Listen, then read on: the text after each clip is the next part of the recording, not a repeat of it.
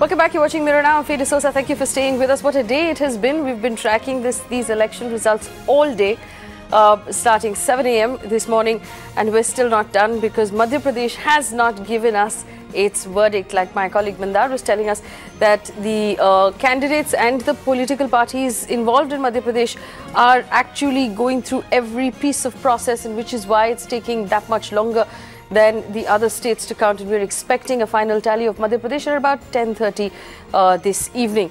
But this is where we are right now. Let's look at the election results that we have and analyze what this means going into 2019, into the union elections. Here are the questions we should be asking. Should the BJP reassess its poll strategy ahead of 2019? Will the Hindutva / Mandir card not work for the BJP going forward? And finally, will the third front or the second front or the Mahagathbandhan gain momentum? The BJP, having used the Hindutva card this entire time, might discover at this point that it does not work in the face of a farm crisis or a job crisis, something that we've been warning on this channel for about a year now. Let me bring in my panelists, Rajiv Pandey with the BJP, Mohammad Khan for the Congress, Bharat Kumar Raut, political journalist and an analyst, Vinay Tiwari, consulting editor for the Times Network, Barkhada, senior journalist. I welcome all of you to this conversation. Thank you for joining us. Mr. Raut, I'll start with you. First question, of course, did the Hindutva card fail completely? Would it be wise for the BJP now to re-strategize before 2019 and use a different card? Or do you think they will just turn up the volume on Hindutva instead? I think the Hindutva card has not failed. Okay. But the excesses in this strategy, they have proven to be the wrong strategy. Because pure Hindutva, up to Ram Mandir, people had no botheration. But after that, Goamsh Hatya and other things, and changing the names of the towns and cities, those were excesses and they were not required. People don't attribute anything to such things. They are idioticity of the political extremism. Yes. So that did not work, and people got tired. They had fatigue about these things, and that's why they went away from Hindutva. Only Hindutva is not responsible for this. But coupled with Hindutva, the failure on other fronts, that added to that. And that's why this defeat of BJP. Rajiv Pandey of the BJP, do you agree that was the defeat of the BJP? The Hindutva card or excesses of the Hindutva campaign coupled with bad economic policy? I do not agree with Bharatji, because as far as the cow protection laws and all, BJP has only made laws, and if anybody is violating that law, they have to be punished. In Maharashtra, where Bharatji belongs to, even I belong to, there the Shiv Sena and BJP both made that law, and that law is in place. So it is not that BJP is using Hindutva card. If you see last 4.5 years, what kind of Hindutva card BJP has played?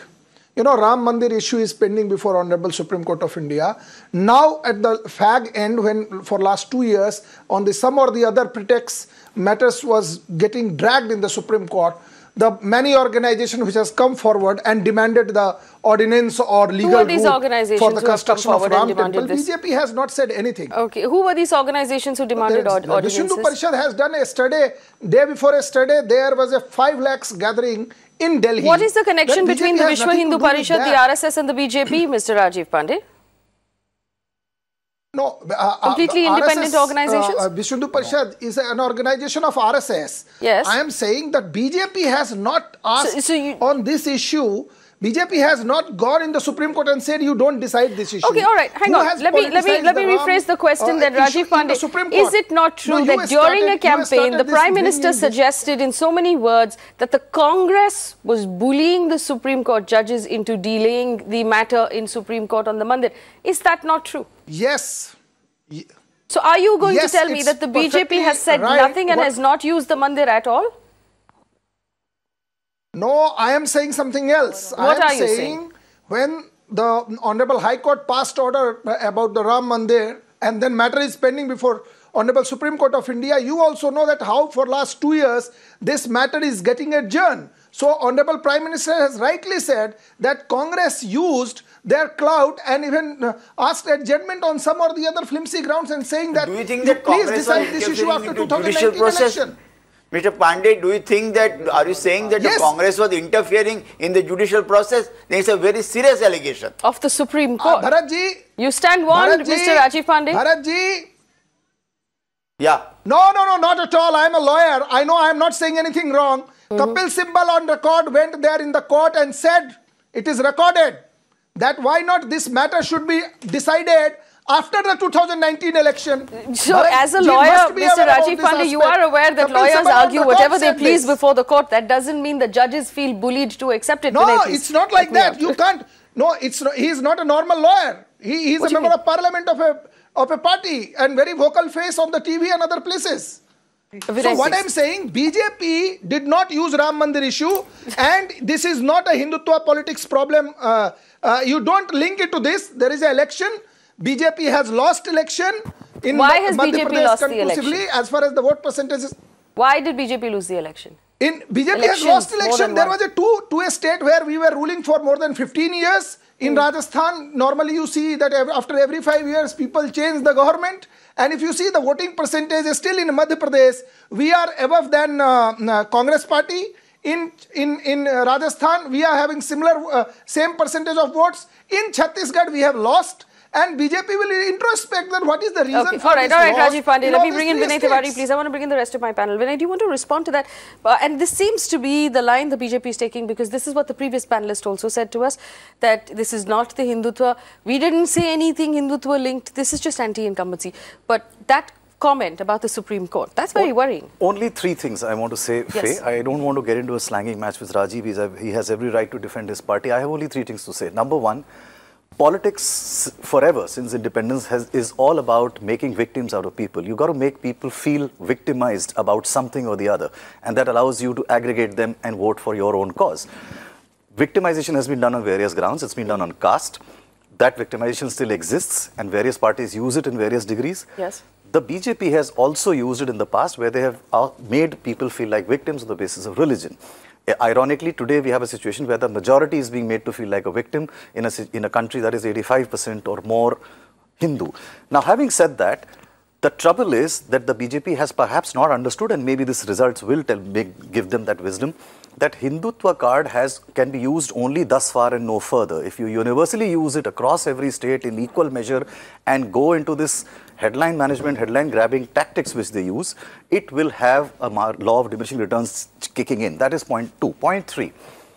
Mr. Pandey is a lawyer, and he's absolutely right. When a government of any state of the country makes a law, it's the job of that government to implement the law. But the law has to be implemented by the police machinery, not by mobs on the streets. It's not the job of the mob to implement the law. I agree. If there is a law against cow slaughter should not happen. But that should be done by a police officer and not by civilians who are standing on the road with lathis and swords. That sends the wrong message. That's an overdose of something that you're doing, and risks people get it. I'll tell you, by and large, people in India don't like violence. There may be only a very small minority of people who like it.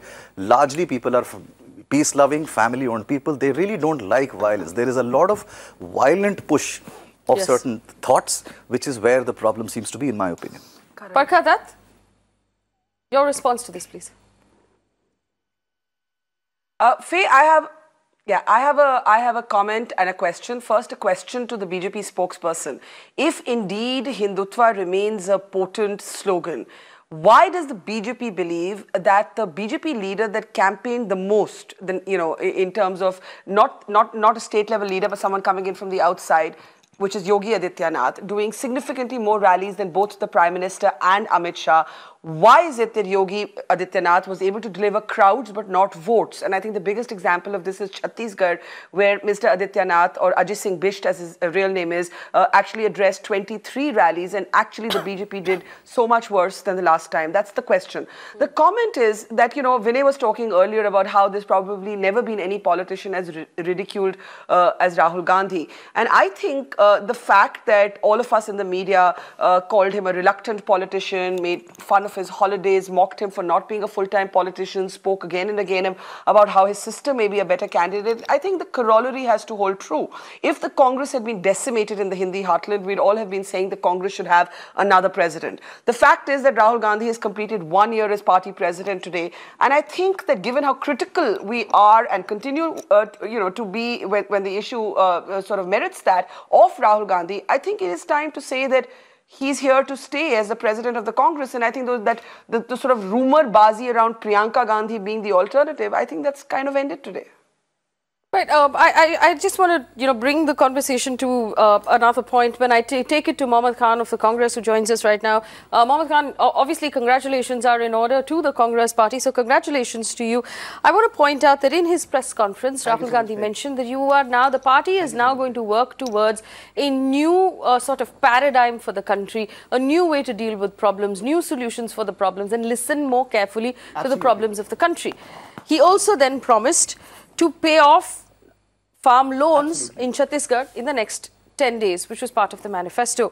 I just looked into the numbers. Chhattisgarh is in debt of 83,179 crore rupees. Do we know where the money is going to come from, Mohammad Khan? And is this the new paradigm solution that the Congress has come up with? Well, I like how we are getting straight down to the business of governance. Over the course of the next 48 hours, we will announce our chief ministerial face in the state, and hopefully we will come up with a plan, a roadmap that will come up with a workable formula to implement this. You've often heard, Faye, that procedure is the ugly handmaiden of justice. So we have to go through the numbers, and we will have to find the money. But shouldn't you have done that in a shadow ministry before you made the promise? How did you make a promise without knowing whether it was possible to fulfill? What if there's no money? Shadow ministry in the sense? No, but shadow ministry I'm not following. No, so, okay, so you said you'll appoint a chief minister and then you will figure out a formula to find the money to pay the loans. But you made a promise then without knowing how you were going to fulfill it or whether the money exists at all. Well, I'll tell you this much. At this point, the priority has been to figure out a solution. And we will figure out a solution, Faye. In Karnataka, after we came to power, we figured out the 38,000 crore loan waiver scheme, which is again in progress right now. And money has been allocated for it. Money has been found for it. It is yet to be implemented. I'm aware of the fact. It is yet to be implemented because, again, we are waiting on information from the banks. I'm acutely aware of that. But it is the topmost priority of the Kumaraswamy and Congress government in Karnataka. I assure you, and I'm sure you will hold us accountable on this. I welcome that in the days to come, that we will come up with a workable solution for both Madhya Pradesh and Chhattisgarh, and we will implement it, Faye. Because I am repeating this again and again, and I cannot put enough emphasis on it. Rahul ji repeatedly. Okay, all right, Mohammad Khan, forgive me. I have to interrupt you. I do promise you that I will hold you accountable, just like we're holding accountable the government in Karnataka for not fulfilling those promises. But right now, joining me on the show, Mr. Shashi Tharoor. Mr. Tharoor, thank you for joining us here at Mirror Now. This is Faye D'Souza from the Mirror Now Mumbai studio. Obviously, congratulations are in order for the Congress party. Good to be with you, Faye. And most of the panelists who've spoken with us all day have been of the opinion that given the amount of anti-incumbency and unhappiness in some of these states, in Rajasthan and Madhya Pradesh, the Congress could have actually performed far better than it did. It was perhaps infighting at the level of handing out tickets and leaders of the Congress that costed you that margin that is making us all perhaps stay up till about 10:30 tonight. Well, I'm sorry you've had to stay up so late for the clinching outcome, but I think it's pretty clear we'll be forming the governments in all three states.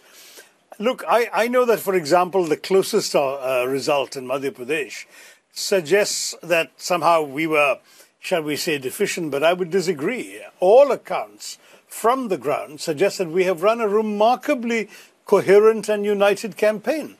Yes, there have been reports of factionalism, but in fact, the principal faction leaders, as it were, with their own sets of allegiances within the party, have worked in unison, and they have cooperated across the board, each playing to their own strengths, whether regionally or organizationally.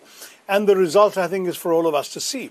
Don't forget the BJP's had a lot of time to overcome anti-incumbency, to hand out all the freebies possible.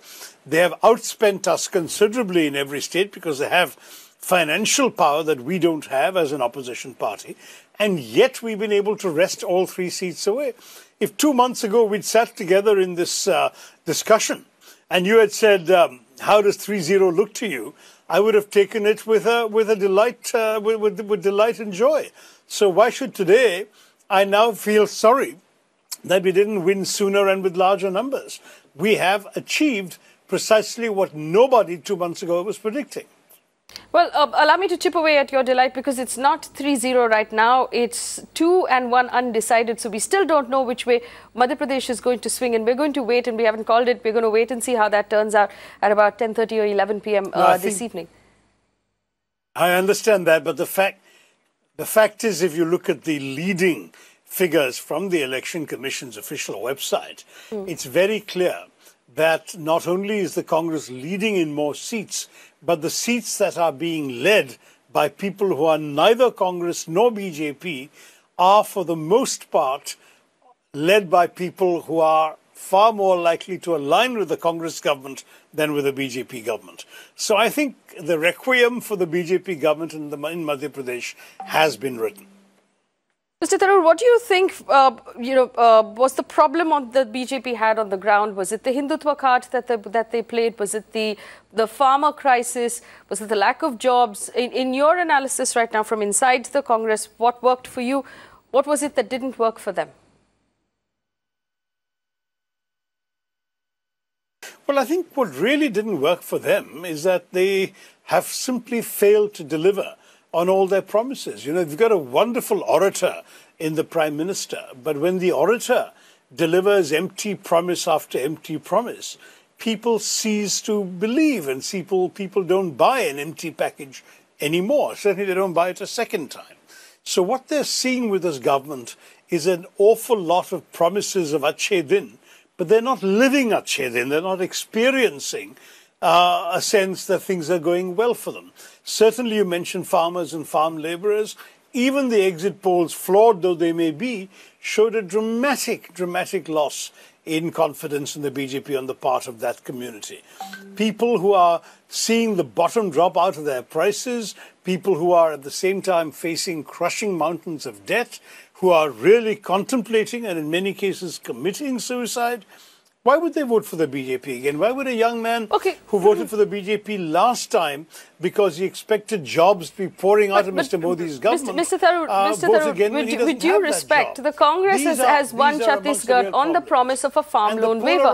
How is this a new solution? This is exactly the solution you've used in the past. This is a solution that is known and accepted as a band-aid that makes things worse in the long term. Rahul Gandhi talks about bringing in a new form or a new solution to India, but I don't see a new solution. The farm loan waiver is an old band-aid, in fact. And I don't understand what you mean and how you will do things differently from the BJP. So the farm loan waiver is an emergency measure. If somebody is brought into an emergency room of a hospital, the first thing you do is to attend to the immediate visible signs of the accident. You then investigate and treat the underlying causes. And the Congress will do the same on agriculture. We have had teams of experts studying new solutions, including people who are looking at international best practices. We are determined that this cannot be a perpetual cycle. I agree with you that in the past, the number of policies that have been tried have failed. Even the most recent attempt by the BJP government to have the crop insurance scheme, the Fasal Bima Yojana, in practice ended up putting money into the coffers of the insurance companies while absolutely draining the farmers. So we know what hasn't worked. The time has come for us to come up with deep structural reforms, and those are being studied right now. But in the short term, we must solve the problem. And the farmers of this nation are in the emergency room. We need to give them much more than an immediate band-aid. We need to give them immediate life-saving transfusion so they can actually stand up again. And then we will deal with a longer problem. Do we know what the farm loan waiver in Chhattisgarh is going to cost and where the money is going to come from? Well, look, I think the fact of the matter is that the state government in Chhattisgarh will have to deal with this crisis. If they are finding that they're going to have to raise money from sources other than what's in the treasury of the government today, they'll have to find creative ways of doing that. I don't know the exact numbers, and I'm sure that those in the Congress party who have the responsibility for this will be working on those numbers.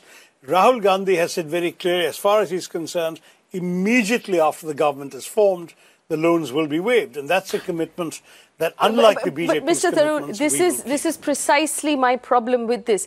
Rahul Gandhi has reiterated that immediately, as soon as the government is formed, the loans will be waived. But nobody within the Congress party can tell us where that money is going to come from. It's almost as if the new Chief Minister of Chhattisgarh is going to have to magically come up with this money from the state coffers. And it seems like an irresponsible promise to make if no one knows how you're going to fulfill that promise. Also, coming to your point of the fact that the Congress party is going to study the farmer crisis and then come up with new solutions. To be fair, the Swaminathan Committee report has been sitting on the table of the UPA since 2006. If anything, the reason we need new solutions is because you've allowed the solutions that we had to become obsolete by not using them. Shouldn't you have already had these solutions ready if you are going to form governments in these states? How much more time needs to be lost to fresh study? The Congress party actually did implement the bulk of the Swaminathan Commission recommendations, particularly when they came to minimum support prices. The formulae that the Swaminathan Commission recommended for actually calculating the cost support for farmers in calculating what should be paid to them was indeed followed by the Congress party. But because a number of levels were given, the BJP governments, both in the states and in the centre, have tended to take the most expedient number and not factor in the real costs of the farmer. So that's been the problem. I think it's very clear, however, that if you look at farming as a whole, we have a number of issues, Faye. We have the large number of people dependent on farms. We are looking at 67% of the population dependent on agriculture, which, as you know, only produces 12% of the GDP. That's a structural issue that has to be dealt with. We're looking at a serious crisis of agricultural credit, that farmers do not get enough money to do their work properly. Okay. So all right, Mr. Tharoor, forgive me for interrupting you. We're aware of the farmer problems right now. So I mean, it's not something. Yes. Let me ask you this question: who's going to be Chief Minister right now in Rajasthan? Has that decision been made? Has the decision been made of who is going to be Chief Minister in Rajasthan? I have absolutely no idea, but no, and if it were made, I wouldn't be the one announcing it. But as you know, Rahul Gandhi has said very clearly that he anticipates no significant problems. My understanding is that in every case, the elected legislators will be consulted, the High Command will be consulted, and a decision will be made. I've actually, I must say, seen that even when in previous elections there's been fevered speculation about who gets to be chief minister, who doesn't, factionalism, rivalry, etc. In every single case, once a decision has been made, everyone's gone along with it and it's worked very smoothly. So my own view is the Congress's record inspires confidence in this, and Rahul Gandhi's calm answer to the media today when he was asked this question, that he doesn't anticipate any problems, he believes it'll go smoothly, is, to my mind, reassuring enough. All right, Shashi Tharoor, Member of Parliament, thank you so much for joining us here on Mirror Now. It's been a very interesting conversation, and again, congratulations to the members of the Congress Party. Taking this back to my panel at this point and reiterating my disappointment on the farm loan waiver issue and perhaps the answers we're receiving at this point from the Congress Party. Vinay, again, everyone we've spoken to so far, nobody seems to have any sort of answers, and this sounds a lot like other governments. There's no new solution here. Yes, they don't. And I think you rightly asked him. Swaminathan Committee report came during their tenure. And I don't even think that even the UPA government implemented that cost formula the way it should have been. This is a continuing problem which is still continuing. In fact, farmers have been complaining about it in state after state. But I think for me, the larger worry is that the Indian political establishment, and it's more surprising for Congress because Congress is understanding of rural India was better in many ways, because they were born out of rural India in many ways. I mean, it's ironical that Bharatji and I were talking in the afternoon, that it's ironical that Congress's election symbol at one time was Gai and Bachada, you know, the cow and calf. The cow and calf. So they were as rural as that. That was their identity. For that party to kind of lose touch, to understand that the problem of farming in India has gone a structural change, and this loan waiver and farm loan waiver and only MSP solutions is not the way to fix it. There is a marketing problem. There is a produce-selling problem. We are overproducing a lot of things, and that overproduce is not getting sold in the market, for which you require a complete dismantling of the existing marketing last mile solution. You know, I want to take this to Mr. N. Ram, because he's also seen so many governments come and go. Is Mr. Ram with us? No, okay, he's not connected right now. Mr. Rao, I will bring this question to you. It infuriates me that we have a political party that has made a promise, that has then said its promise will be fulfilled in 10 flat days of the new government coming in. Zero research being done, and whether or not it's possible is a separate thing, but zero research being done as to how much it's going to cost, whether the government can actually afford it, or where that money is going to come from, to say the new chief minister will figure it out. That's just irresponsible governance, isn't it? You are absolutely right. But this has been happening not only in Congress regime, but it was happening before also. On many issues, if you remember, Amit Shah, none else less than Amit Shah, said that it was a Chunavi Jumla. When you reduce the whole thing to Chunavi Jumla, then all arguments stop. On this farm waiver, I wanted to ask Shashi Tharoor that giving us a loan waiver is like application of steroid. Yes. It doesn't heal your wound. It doesn't heal your illness. It only gives a painkiller for some time. Let's take that question to Mohammad Khan of the Congress. Mohammad Khan, you'll offer a steroid to the farmer at the cost of the taxpayer and the state coffers. You will buy time from the farmers. Then you will tell us, like Mr. Tharoor was telling us just now, that we will study the problem. 4.5 years later, you and I will be having this conversation again, where the farmers will have no solution. This is how government after government have brought the farmers of this country down to their knees. And we expected better from a party that has been sitting on this channel for the last 1 year, lecturing the BJP on how to do better by the farmers. Where is that solution that you promised that you would have? Fair enough. Fair enough. Okay, I'll answer this question and I would request you give me 45 seconds to do so. My answer is in two parts. First of all, while Mr. Tharoor was speaking, I pulled out the figures for what was Chhattisgarh's budget over the last year. It was 83,000 crores. I also checked how much of it was allocated for agricultural purposes. It was 13,000 crores, 1-3. Now, in that, they had a component for the development of 6 agricultural universities. We know that those universities have not come up. Now, it is within this sphere that we must find the money that is left over. We must also carry out an exercise with the state and commercial banks, like we're doing in Karnataka, to determine the extent of the loans owed by these state and commercial banks, cooperative banks, not commercial banks. And after that, we will set in motion a cohesive roadmap. You must bear with us. I know you're right. You must hold us to a higher standard. I always hope that you hold the Congress to a higher standard, the highest. And I hope that we will be able to deliver on that. The second part of my answer is this. Yes, everyone is absolutely right. Loan waivers are band-aid solutions. But the bleeding is so effusive at this point, you need a band-aid to stem the flow of the blood. The Congress first came out with a loan waiver in 2009 of 1 lakh crores. We know how it is done. We have had the courage of our conviction and done it before. Number two, we did not stop there. We followed it up with the land acquisition program. We followed it up with a comprehensive Manrega scheme, which was so successful that Sharad Pawar, the agricultural minister, actually wrote to the rural development minister asking him to suspend it during harvest seasons because they were not getting laborers to come and work on the crops. Number three, we worked on a Food Security Act, by which time we had left office and it fell to these people to implement. The core component of the FSA was the government would procure all this extra produce. And on the final subject of the Swaminathan committee, may I quote Yogendra Yadav, who has said the Congress's record, and he's been on this channel several times, you can cross-check with him, 15 times we have raised the MSP. He has even said that the MSP plus 50, the AP plus FL formula implemented by these people in the last budget doesn't even match up to the figures given by the Congress in its tenure. We may have a lot to do, but Faye, our record is second to none when it comes to farmers. That's all I have. Because it's quite frankly a race to the bottom when it comes to farmers among the political parties of our country. The records, the bar is fairly low. Mr. Rao? Yeah, I wanted to ask him, the Swaminathan committee report was available since 2009. I was member of the parliament when this was tabled. And since then, so much discussion has happened. The government on the floor of the House announced certain measures. Crores of rupees were allocated for that. What happened later? The Congress UPA 2, it lasted all full term of 5 years. Then how that was never implemented, it did not see the light of the day. And now again after 5 years, you are saying, yes, we will be doing it, but no study is done. Yes, sir. Then what does that mean? Again, as Faye said that again after 4 years, you will come back. Yes, we are studying the matter. Whom are you fooling to? And why? Sir, can I answer your question? Can I answer your question?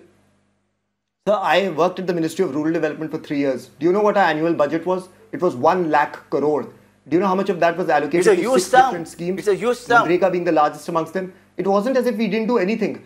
I agree with you. I agree with you. No. So one second, Mohammed Khan. I think the misunderstanding here is we're not asking. Will not attest to the fact that you didn't do a good Mohammed job. Khan, we're not asking what the UPA 1 and UPA 2 did. We're asking why don't you have a better plan for what you're going to do now as you prepare to form governments in 3 states or at least 2 as we stand. The fact that there is no plan is the part that is bothering me. But allow me to bring in Barkha Dutt as well. Barkha. Again, we've spent the entire day talking about farmers. I've spent the entire year talking about farmers, and we find ourselves circling back again and again. Barkha Dutt.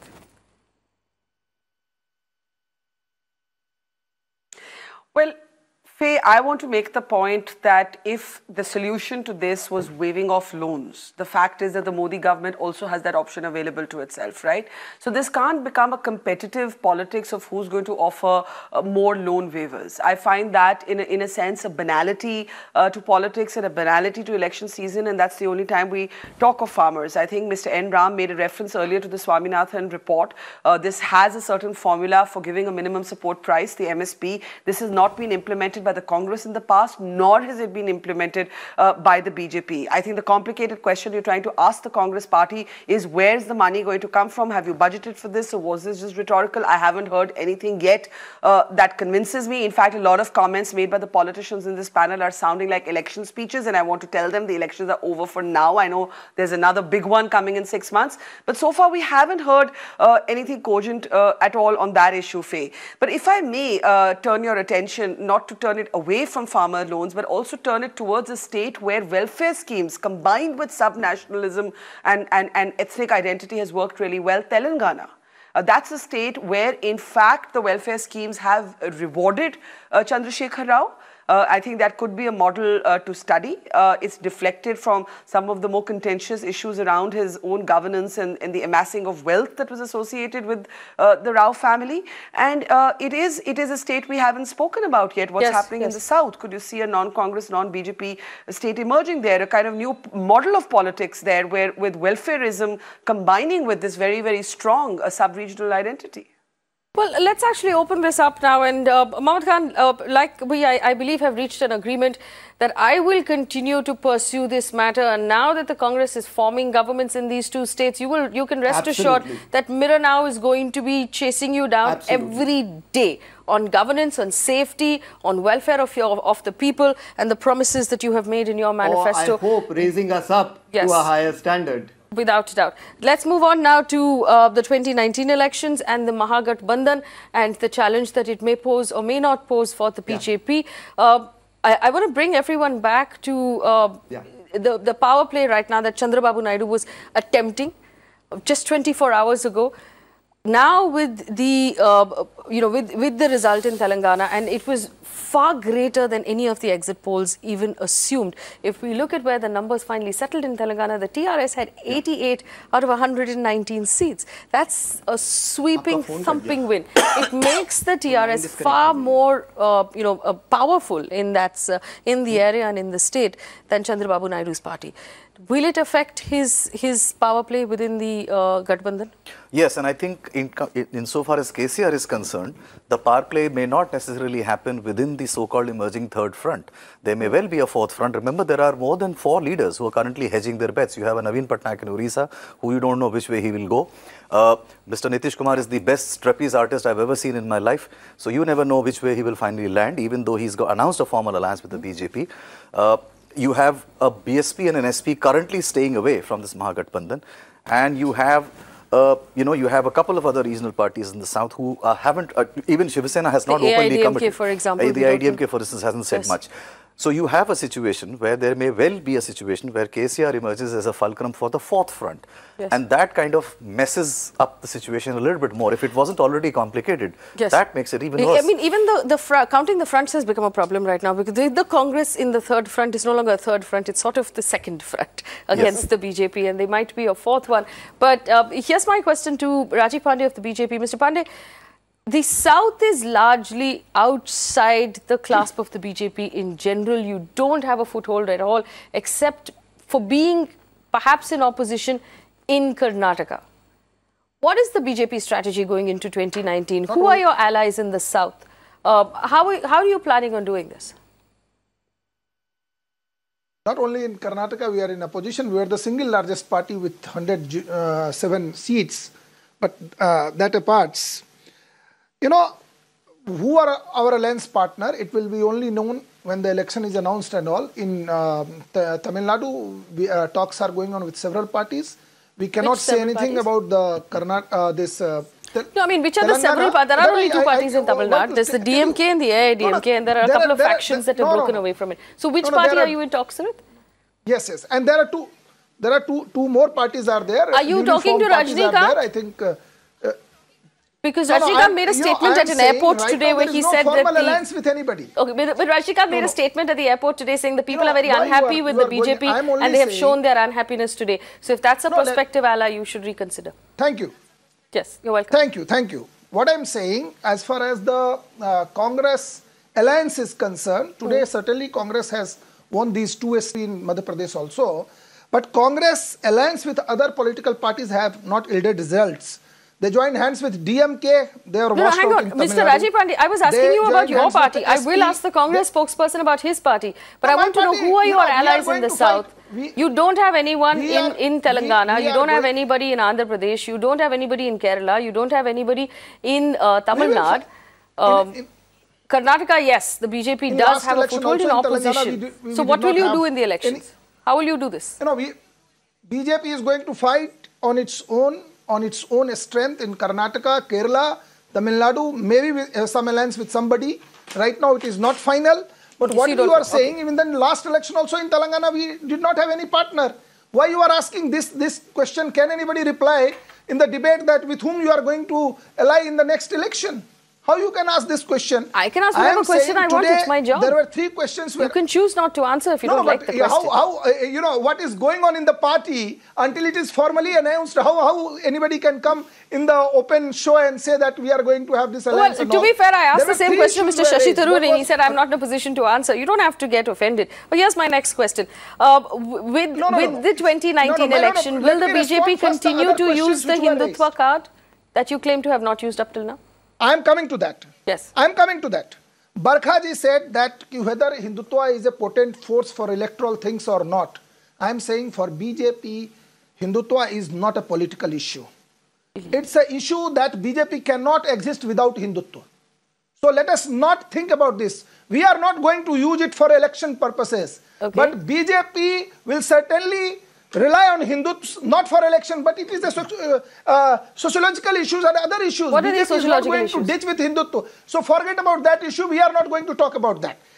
No, we'll talk about whatever I choose to talk about. Hang on, come back. Mr. Rajiv Pandey, the campaign that was led in these 5 states. Which was put to me.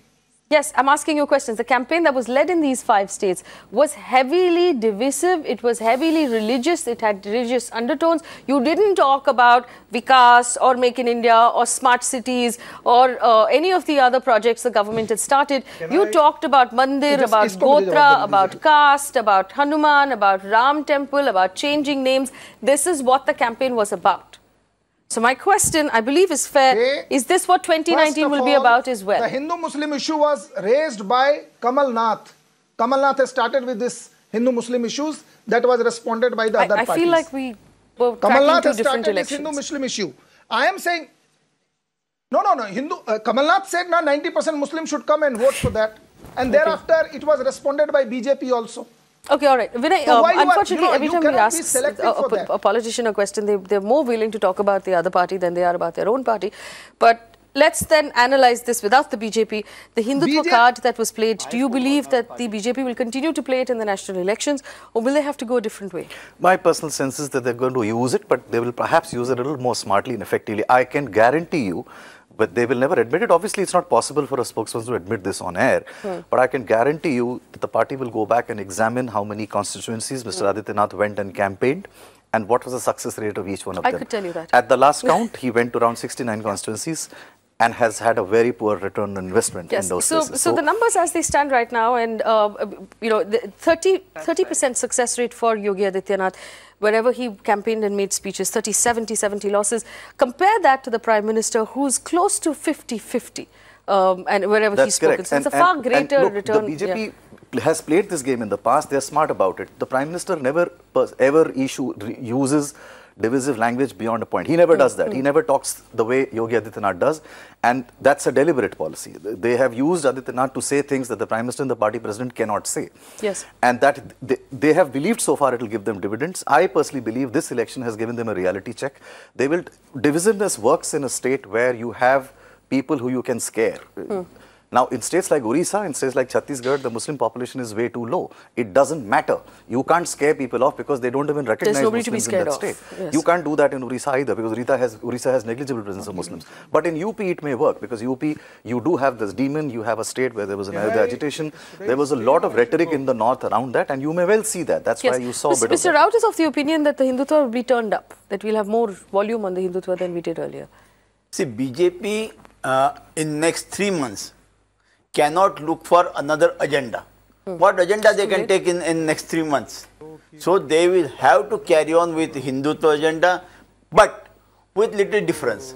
Perhaps they will sober it down, they will keep it only to the Ram temple, and that's it. Okay. They will not go beyond that, and then if it is only up to Ram temple, it is tolerable, it is acceptable. Yes, Ram temple has to happen.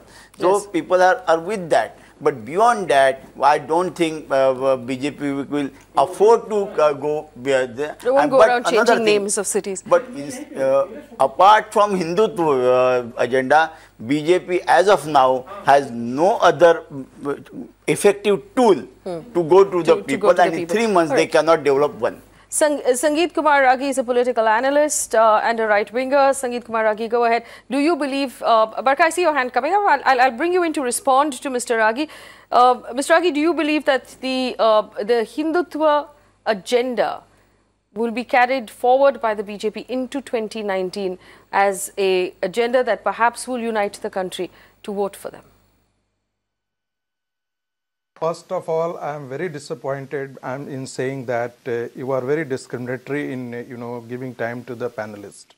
I think that you should have your Bombay-based show rather than calling your guest in the studio and not giving time to respond to the questions. First of all, let us not have selective amnesia in questioning Hindutva issue. What about Rahul Gandhi and the Congress party? The Congress party also had the cocktail of religion and the caste. The Congress party did a tall leaders of the Congress party using that the Congress is a Brahmin party. Congress is a Muslim party. Mobilization, secretly mobilization of the church, secretly mobilization of the Muslim community. Is this the kind of ideology that you are saying that it is not divisive?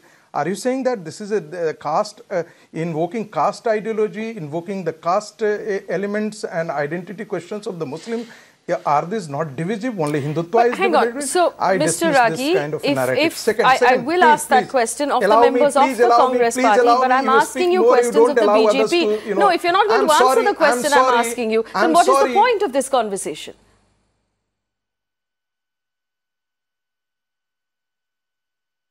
Can I answer? Yes, you may answer the question I have asked you. Can you wait for the answer? Will the BJP continue to use the Hindutva card in 2019? That's the question.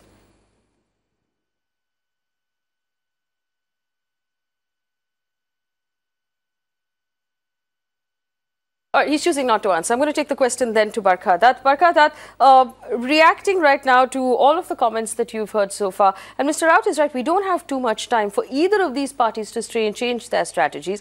There will perhaps be a need to look closer at farmers, to look closer at how, at young people. Yeah, young people are going to be important. What were the promises given by Modi? We'll bring back Dawood. We'll bring back the... But to be fair, Christian Michel has been brought back. They have got a positive verdict on Vijay Mallya. Bringing back perhaps has moved in the right direction. Yeah, but that is not possible before election. Even Mallya, if he has gone in the upper court, then it would take minimum 3 to 4 months. To bring him back. So what else do they do? Do they wage a war against Pakistan? Yes, let me take the question to Barkhadat. Barkha, on the question of bringing back offenders, I believe the government may have done enough to prove that it has the right intention. Because with Christian Michel and with Vijay Mallya's verdict, the government would be valid to say, listen, we have done our bit. Now, these things take time.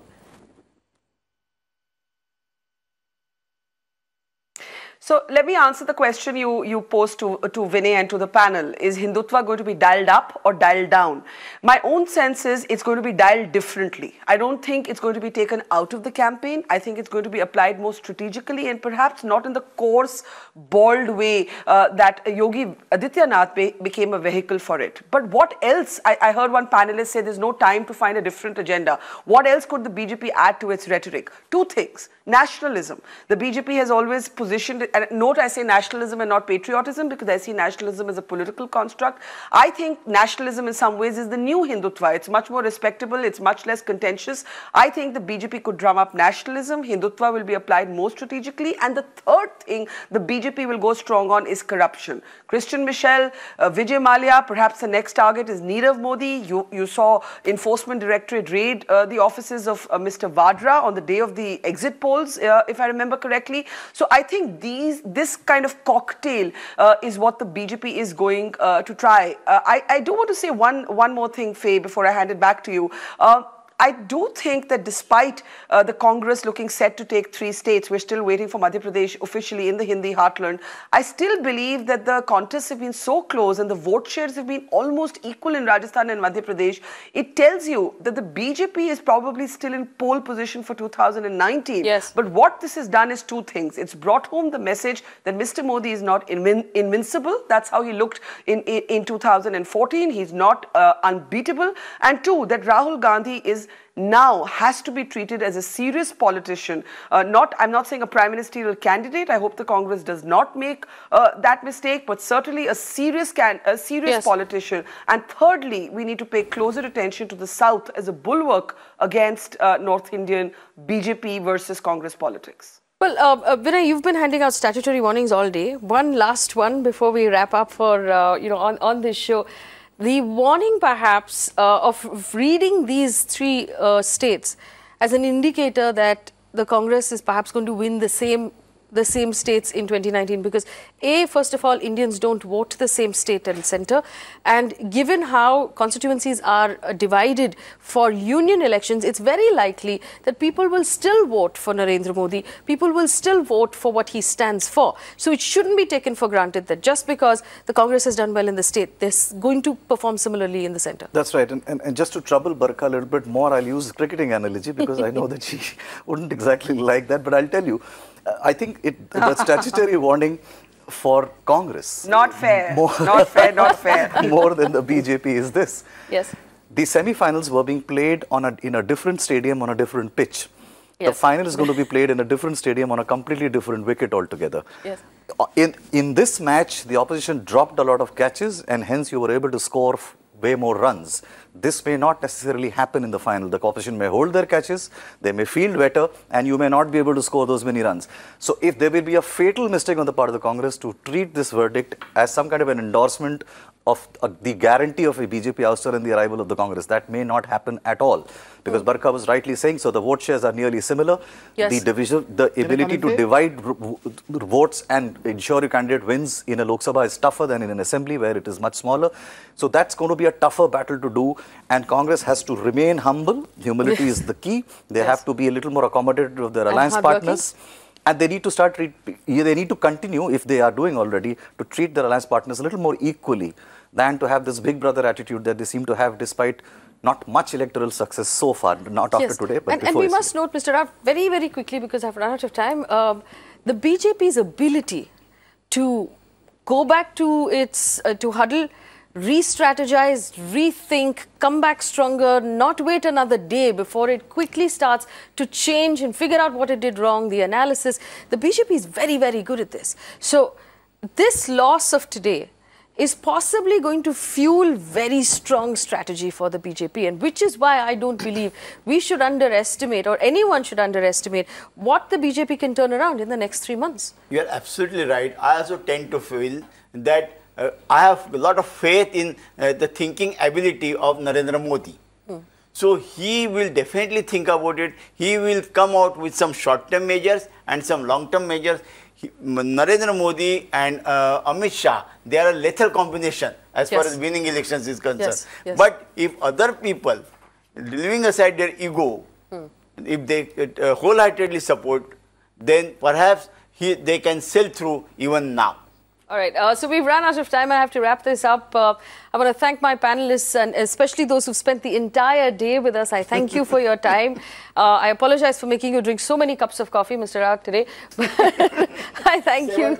7 cups of coffee. Mr. Rao and Vinay Tiwari have had 7 cups of coffee from 7 a.m. this morning. So I acidity now. I apologize. And spent the day with us, but it's been extremely interesting. Where we leave it, unfortunately, I can't tell you which way Madhya Pradesh has gone because we don't know yet. We're still going to wait for that final call from the Election Commission on the fact that every last vote has been counted.